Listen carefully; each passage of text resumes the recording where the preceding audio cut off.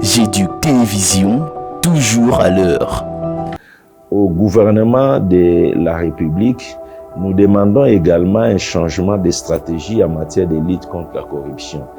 Dès lors qu'un membre du gouvernement est cité dans des rapports des organes de contrôle, qu'il est compromis par des faits de corruption, de détournement des deniers publics, il faut que le gouvernement désormais déclenche la procédure disciplinaire parce que tous les membres du gouvernement sont soumis au pouvoir disciplinaire du chef du gouvernement. Il faut qu'on change de stratégie au lieu d'attendre que la justice déclenche une procédure et tout. Ce serait aussi la contribution du gouvernement dans la lutte contre la corruption.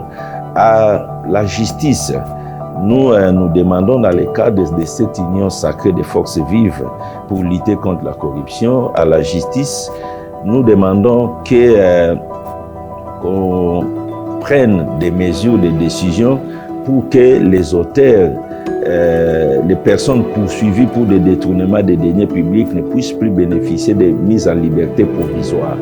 Et que lorsque les faits sont établis, que les jugements puissent être sévères et assortis également de récupération du produit de vol. C'est vraiment important et nous encourageons notre justice à ne pas baisser les bras pour poursuivre les détourneurs, continuer à demander les autorisations de poursuivre les personnes immunisées contre les actes de détournement. À la société civile que nous encourageons, avec qui nous sommes en partenariat, nous demandons également de continuer à travailler avec vivacité pour dénoncer les détourneurs et les corrompus. J'éduque Télévision, toujours à l'heure.